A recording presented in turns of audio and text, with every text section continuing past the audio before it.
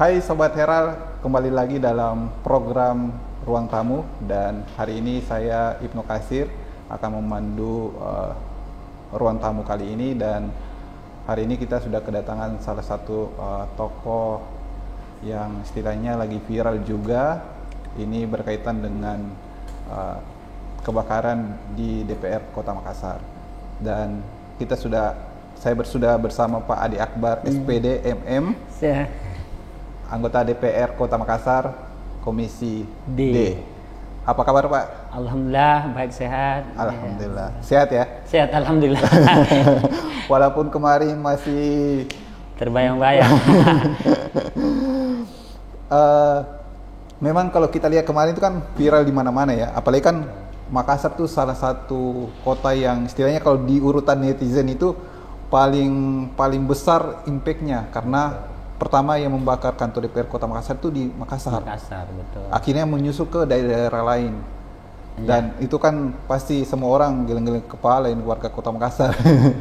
Tapi ada peristiwa-peristiwa yang ingin kita gali sebetulnya dengan Pak Adi.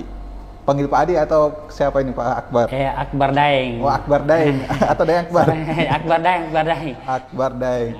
Oke, terima kasih sudah hadir di program ini dan saya mau minta tanggapan respon terkait dengan insiden kebakaran DPR Kota Makassar, mulai dari demonya yang berujung kepada pembakaran sebetulnya. Apa tanggapan sebetulnya? Jadi sebelum saya masuk, saya mungkin cerita karena saya berada di posisi itu. Jadi ceritanya itu begini. Ini kan paripurna. Iya. Ya. Jadi saya menuju ke kantor itu jam 7 sebelum Isya. Ternyata memang kita lihat kondisi di Jalan Veteran itu memang hening.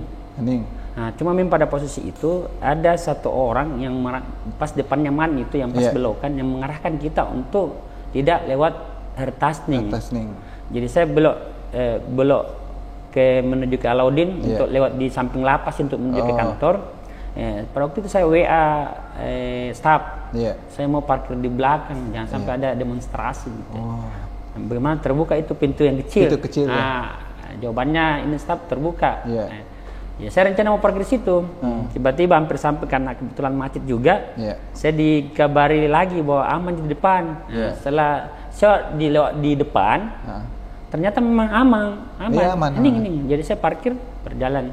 Singkat cerita, kita sudah lewat Isya, kita masuk paripurna jam 8 lewat. Jam 8 lewat kita ini sudah quorum karena sudah lewat dari kota ini.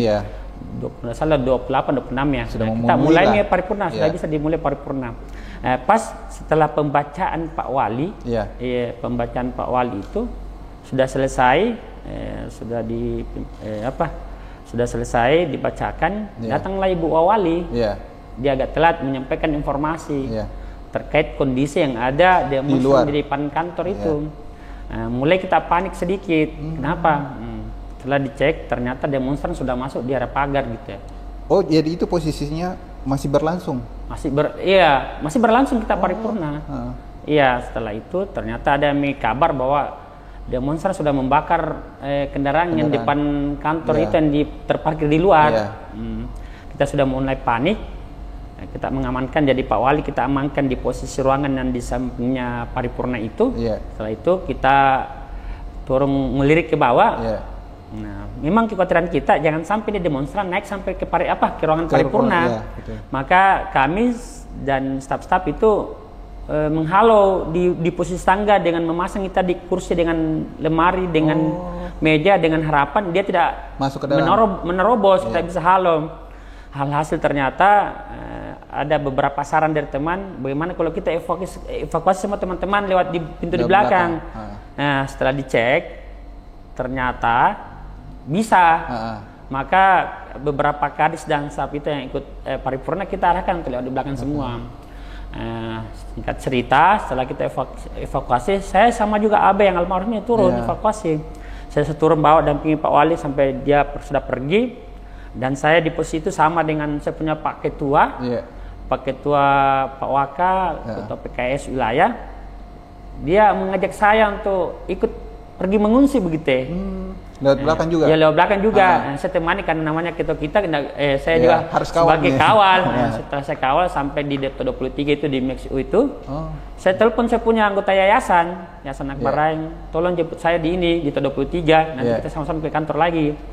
Nah setelah itu, saya ganti baju, karena saya mau berbaur dengan demonstran, mau lihat. Saya berbaur, saya buka baju, ganti baju, saya pakai baju saya punya anggota yayasan itu, pakai baju kaos putih lah. Saya kembali ke kantor, saya langsung ke Petradi, yang parkir di RTS saya punya motor. Setelah saya berbaur, ternyata saya lihat ini memang tidak tercermin bahwa itu mahasiswa. Karena tidak ada alma mater gitu. Tidak ada kelihatan alma mater bahwa ini mahasiswa yang demonstran. Bahkan yang saya lihat, karena saya sampai ke depan itu lihat. Oh jadi kita berbaur? Berbaur, karena saya tidak kelihatan bahwa dewan. Saya buka baju jas, saya pakai baju kaos. Iya, pakai helm. Ya, pakai helm. Saya lihat ternyata ini banyak penjarahan ini. Karena ada beberapa anak-anak yang ikut tadi demonstran itu bawa bambu, baru dia pecah itu kaca mobil. Baru saya lihat ada yang mengambil barang-barang. Saya lama sambil saya foto itu. Nah, di situ saya lihat di lantai 2 parkir mobil pimpinan kayak ada ban sudah dibakar di situ. Saya di situ mulai perasaan kayak terbakar ini kantor. Oh jadi itu pertama yang dibakar motor dulu atau ban dulu? Motor depan sudah terbakar. Saya motor lihat. dulu. Ya, yang saya lihat di mata saya depan. Tapi setelah saya lihat memang ada beberapa mobil sudah dipecah dan bahkan sudah ada mobil sudah terbakar. Nah di situ saya mulai muncul perasaan bahwa ini terbakar di kantor ketika di lantai 2 yang mobil pimpinan dan tempat ruang aspirasi itu sudah ada kayak ban sudah terbakar. Selama kan ini anggota yayasan saya yang saya ikut, saya teman saya, ternyata ada yang kenal bilang Pak Dewan. Dia panggil, Pak Dewan kita bergeser, ada yang kenal Ki. Saya bergeser ke samping di posisi tasning. Pas di situ kayak ada yang mulai berhamburan. Saya kira itu sudah ada polisi karena mereka sudah berhamburan. Saya pun itu buru-buru naik motor, jangan sampai ini terjadi insiden tidak ini. Saya naik motor, saya balik lagi, saya lewat karena kebetulan terbuka pagar di lewat samping itu, saya parkir di situ, baru saya masuk lihat kondisi. Masuk ke dalam? Di belakang dekat masjid. Saya masuk. Singkat cerita di situ sambil saya lirik, saya juga cek itu motor, saya arahkan anggota masuk lihat mobil, betul saya mobil, ternyata sudah banyak mobil terbakar. Tapi posisi itu mobil saya belum terbakar. Belum. Ya, lama kelamaan.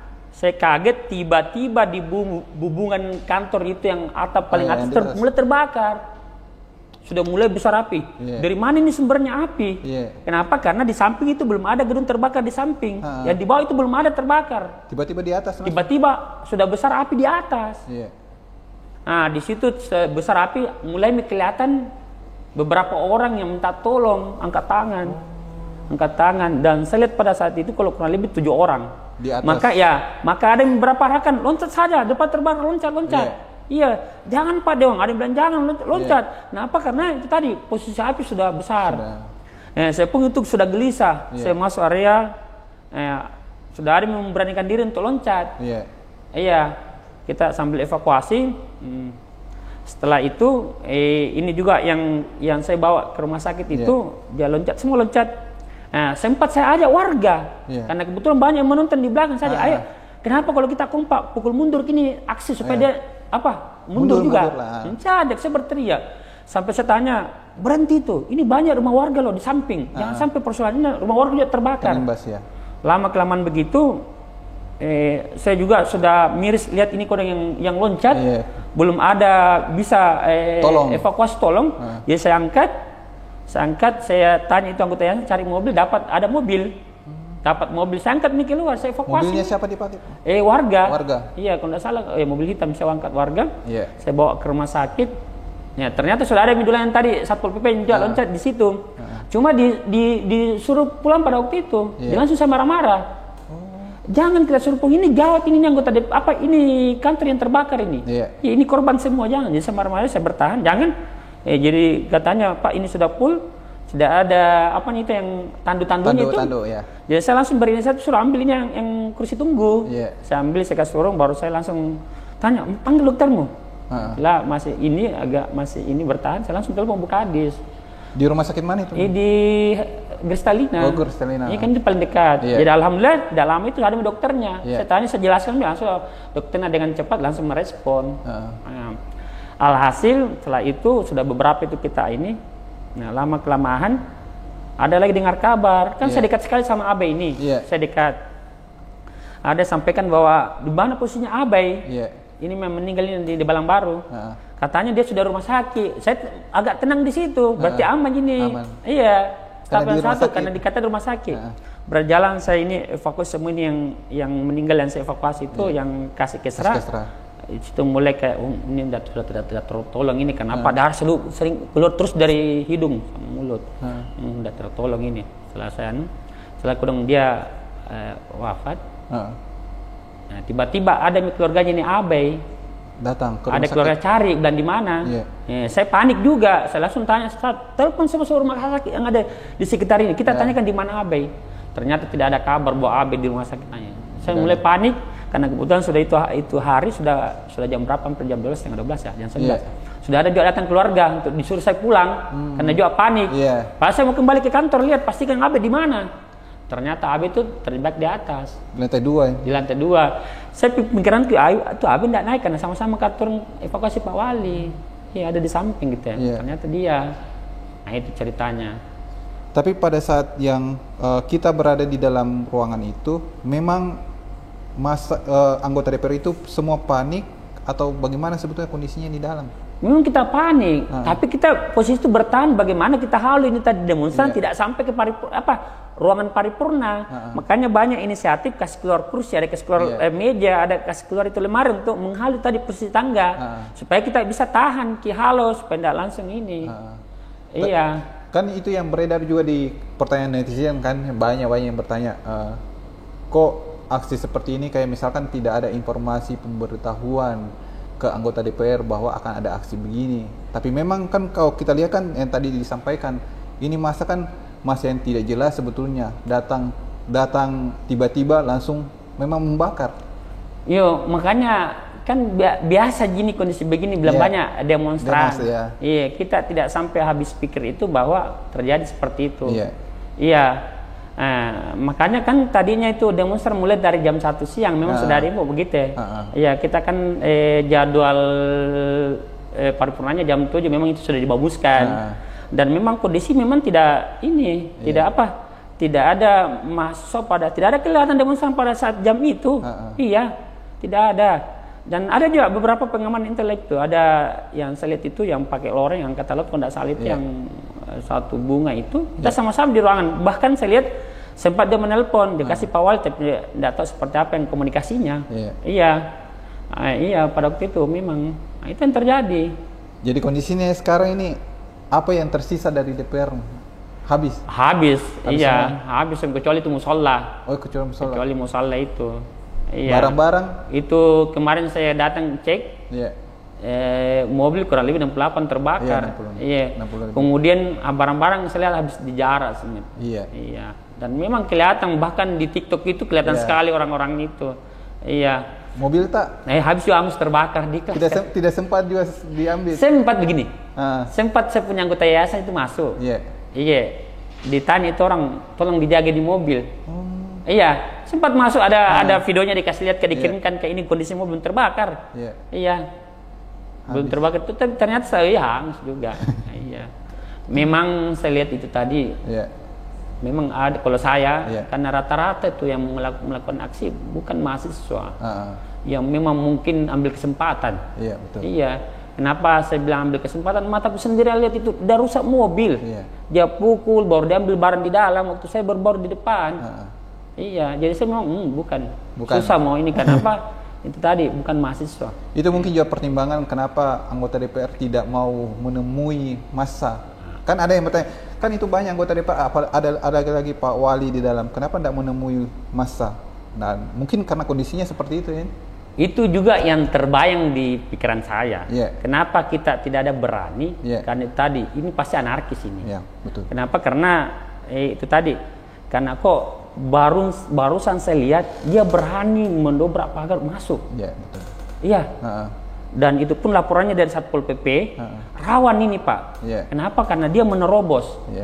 Iya, rawan. Jadi kita tadi kan kebetulan Satpol PP sempat halau dari bawah. Cuma itu karena banyak ini tadi demonstran massa, sehingga dia tidak berani. Tidak mampu. Dia sekedar memberikan informasi bahwa seperti ini kondisinya. Iya, itu yang kita dapatkan. Akhirnya anggota DPR memilih untuk mengevakuasi dia. Ya, lebih mengamankan daripada tadi. Cuma memang tidak ada satu prediksi bahwa akan ini gedung terbakar. Tidak ada ya. Nah, kembali ke rumah sakit. Kira-kira apa yang mendasari Bapak untuk Pak Akbar Daeng ini untuk menolong korban ini? Artinya kan dari sekian banyak orang, kenapa mau menolong? Begini ya, Dek. Ini kan kita namanya orang Bugis Makassar itu pace, lompe pace ya. Artinya kita besar rasa nuta ibata melihat orang. Ini yang saya evakuasi ini sudah lama, agak kurang lebih ada 10 menit kurang 20 menit tergeletak. Karena kita mau bingung di mana mau dibawa ini kodong yang korban ini.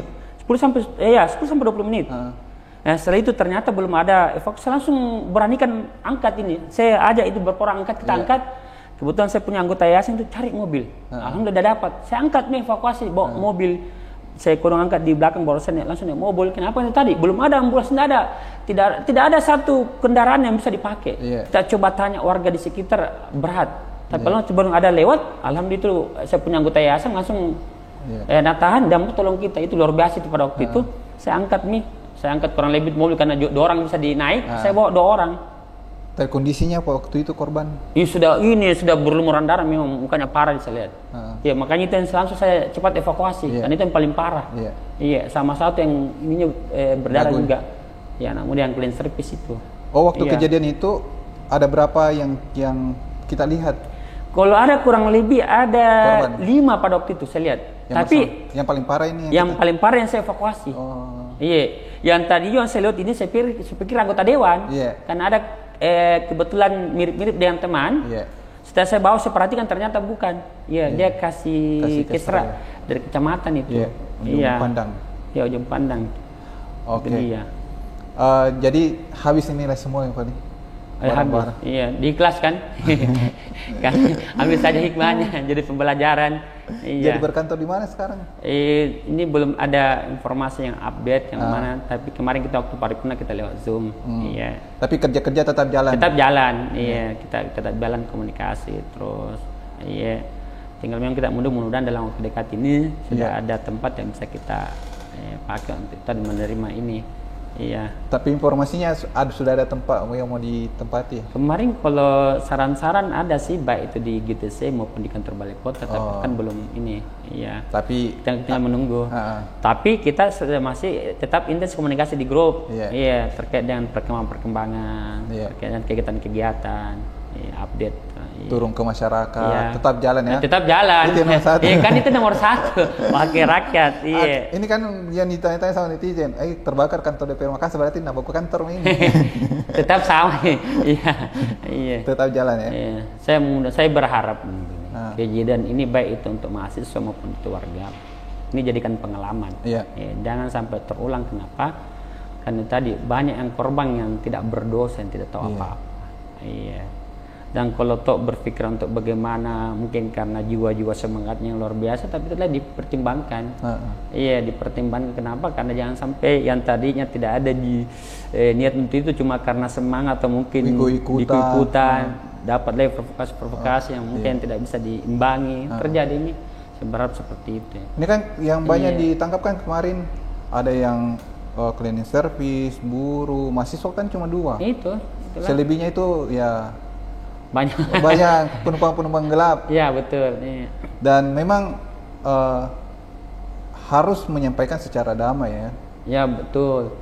Karena kita juga berharapkan seperti itu, supaya kita juga selaku anggota dewan kita dapat informasi real yang memang betul-betul suara rakyat dan bisa kita juga aspirasikan, teruskan ke pemerintah kota. Iya. Dan itu juga kita sebagai wakil kan. Iya. Nah, apa yang bakalan kita lakukan nih? Kita sebagai Pak Akbar Daeng sebagai anggota DPRD Kota Makassar, apa yang bakalan dilakukan ke depannya pasca kejadian ini? Jadi insya Allah saya juga wakil rakyat akan banyak edukasi terkait baik kerja-kerja kedewanan maupun bagaimana masyarakat Kota Makassar paham terkait kinerja pemerintah kota maupun kita kinerja legislatif, supaya apa, ada kolaborasi, ada kerja-kerja real yang bisa kita sama-sama kerja itu. Sama juga saya sekarang di ini saya banyak turun. Kenapa? Karena kapan saya tidak turun, saya tidak dapat informasi apa sih sebenarnya yang dibutuhkan warga. Dan itu pun juga mungkin mahasiswa seperti itu. Kenapa mahasiswa berani menyuarakan tadi aspirasi? Karena mungkin pemikirannya bahwa banyak teman-teman anggota dewan yang mungkin butuh informasi. Betul. Supaya ada yang bisa ditindaklanjuti untuk pemerintah kota, supaya ada keseimbangan begitu. Nah, kalau dari Dapilta sendiri, apa kira-kira keluhan pasca kebakaran ini yang kita dapat atau kita dengar dari Dapilta sendiri? Kalau saya di daerah Dapilku banyak memang sebenarnya simpati ke saya. Artinya kok kenapa bisa terjadi seperti ini? Teganya ini warga, teganya ini mahasiswa, sampai ada korban. Banyak yang positif, banyak positifnya. Kenapa ini? Kan ini kejadian hal baru. Betul. Orang dari kaget. Memang. Orang kaget sekali. Demo yang terbesar dan yang terparah sampai membakar. Orang kaget. Makanya sampai hampir rata-rata teman-teman itu dia pikirnya saya meninggal. Karena kita yang paling getol. Kenapa? Karena di situ waktu ada yang baju putih itu, ada yang bilang jangan Pak Dewan. Baru yang ngomong itu sepunya anggota yayasan. Makanya mungkin Pak Dewan Pak Akbar ini. yang jatuh Pak. Saya ini AC evakuasi di bawah. Makanya bertanya, bilang bukannya Pak Dewan. Baru dia tenang ketika itu tersebar foto saya waktu saya evakuasi nih. Yang korban di rumah sakit Gerstelina. Baru dia merasa kayak kayak lega, bukan Pak Dewan Ping teh. Mungkin itu bentuk kepedulian, Jadi sana begini. Saya itu besar di posisi itu. Saya mulai dari saya SD, saya sudah banting tulang kerja jual-jual kue. Setelah jual-jual pulang sekolah pergi yabok-yabok jadi pemulung. Setelah itu SMP saya gayung beca. Dan alhamdulillah setelah kelas 3 SMP mungkin Allah mau nakdirkan di posisi ini saya jadi marbot masjid. Nah, di situ saya bisa lanjutkan sekolah aku karena saya jadi marbot masjid. Bukan? Kebetulan ada pengurus yang guru yang biayai saya, yang dorong saya untuk sekolah lanjut di STM 1. Berjalan waktu jadi marbot kurang lebih 13 tahun. Saya mulai cari pekerjaan sampingan. Kenapa? Karena ini namanya kita kuliah butuh biaya besar. Alhamdulillah berjalan semester mulai kerja. Cuma memang pada waktu itu banyak yang bantu saya. Banyak orang-orang yang biasa sering bergantian kasih ke uang jajan. Banyak orang bergantian suruh Kak jaga rumahnya, baru dikasih uang. Dan itu yang saya pakai untuk biaya sekolah. Tapi alhamdulillah pas semester 6 saya juga cari pekerjaan. Saya dapat kurang lebih berganti bos. Terakhir bos saya dapat bosnya Coto Daeng. Di situ kurang lebih 7 tahun sama. Bisa mandiri bikin warung sendiri. Bikin warung sendiri. Warung apa namanya? Namanya Bone Tamparang. Yang depannya pacan kuda. Cuma mungkin karena saya terbiasa dibantu sama orang, tertanam itu jiwa sosial, jiwa ini. Pada waktu itu kurang lebih jalan 8 bulan saya punya rumah makan. Saya langsung bikin yayasan. Karena apa namanya yayasan? Yayasan Akbar Daeng. Karena waktu itu Allah gerakan saya untuk pergi orang yang berduka, orang yang meninggal. Saya pergi Timporong, kalau istilah orang Makassar orang Timporong, pergi melayat. Itu saya lihat sendiri ini jenazah belum dikerja karena masih saudaranya itu cari pinjam uang untuk belikan kapan sama sewa ambulans ke Sinjai. Jadi saya langsung tanya keluarganya, panggil itu saudaranya, nanti saya biaya semua.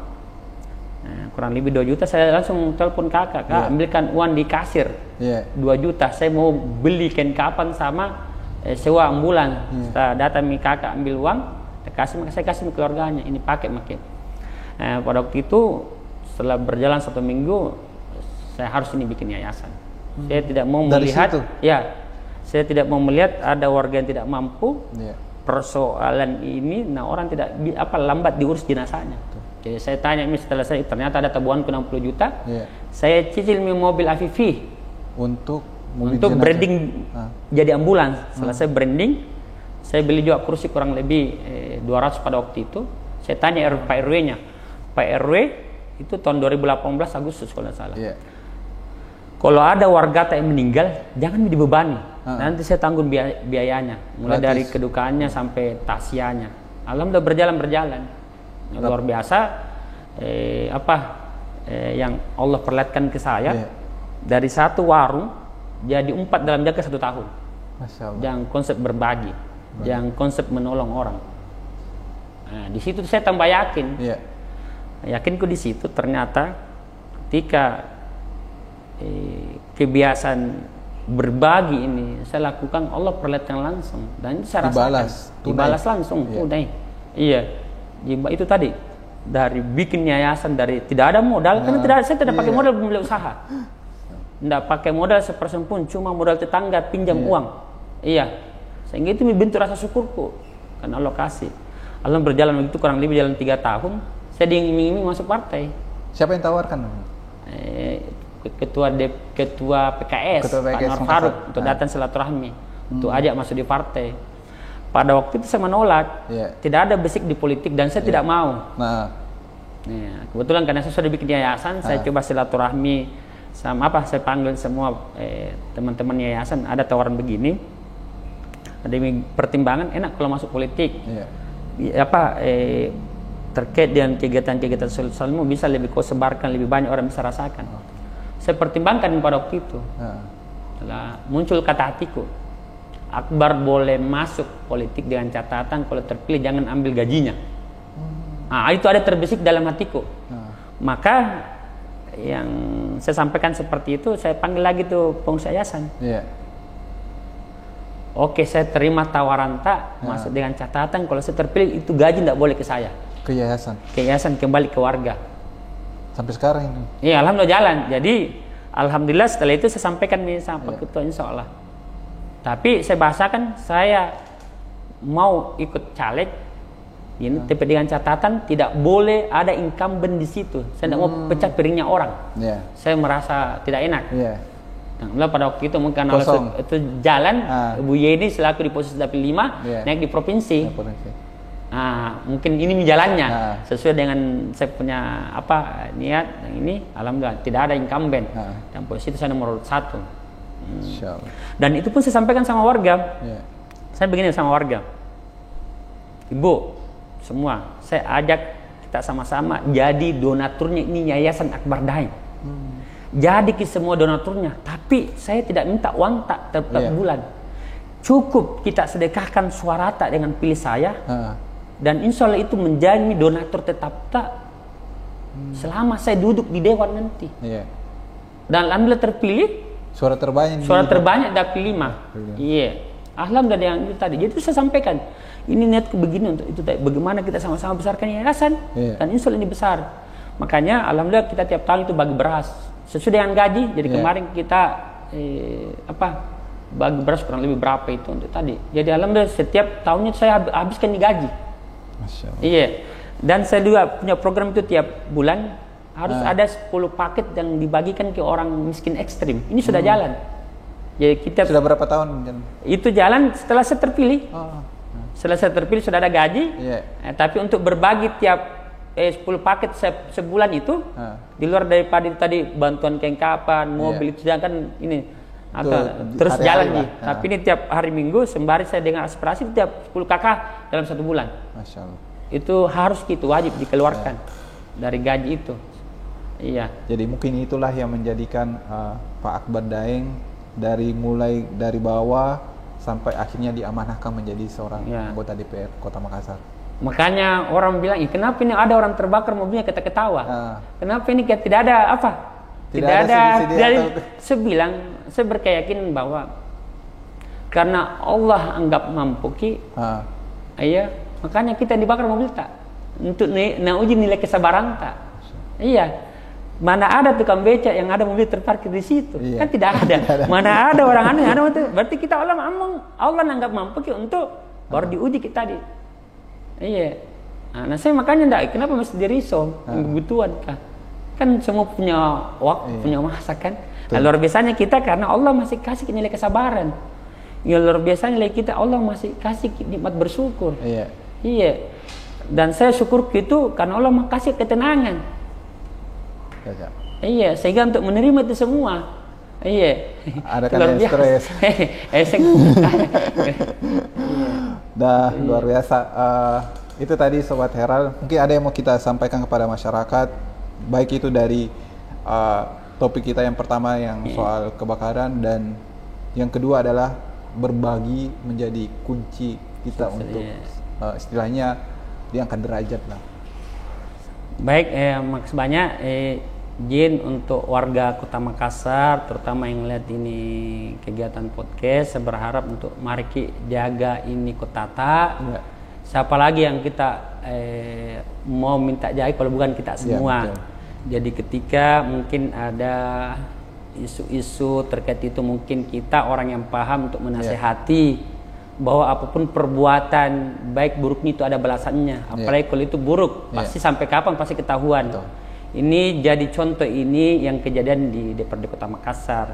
Mungkin teman-teman yang kemarin yang menjarit, pikir aman-aman aja, ternyata sampai sekarang kan sudah ada pelakunya kurang lebih 29. Ini cerminan bahwa tidak ada pun perbuatan kejahatan itu yang tidak terdeteksi. Jadi itu sebagai mungkin jadi penghalang untuk kalau ada niat untuk ikut-ikutan, itu dampaknya. Ini kalau seperti ini mau diapa lagi? Saya berharap terutama anak remaja, mari selalu berkegiatan yang positif. Karena dengan positif itu insya Allah kesuksesan kita akan dapatkan. Nah, kemudian terkait apa yang saya rasakan pengalaman sehingga Allah takdirkan saya di posisi sekarang jadi anggota DPRD, bagaimana prinsipnya karakter. Terutama itu karakter moral dan karakter kinerja. Alhamdulillah kalau saya kemarin bayangkan itu, ini yang saya tanamkan dua. Karakter moral, karakter kinerja. Apa itu karakter moral? Terkait nilai-nilai takwa. Nilai-nilai kebaikan, hati, adab. Saya rasa ketika ini kita hadirkan tidak ada pun orang yang dikata pasti senang. Itu yang saya rasakan. Karena hampir semua bosku yang kudapatkan semua kasih saya fasilitas. Bahagia dengan keberadaanku. Kemudian karakter kinerja. Saya orangnya itu pekerja keras. Ulet, loyal. Dan alhamdulillah ini yang saya hadirkan luar biasa kepercayaan orang ke saya. Sehingga itu tadi karena mungkin itu yang saya hadirkan kebiasaan, Allah memantaskan saya untuk dikasih tanggung jawab berupa usaha rumah makan, berupa tanggung jawab tadi jadi anggota DPRD, dan itu sudah kelihatan yang kegiatan-kegiatan yang kulakukan. Alhamdulillah itu pesanku. Baik, terima kasih Pak Akbar Daeng. Banyak hal yang kita bisa ambil dari beliau, bagaimana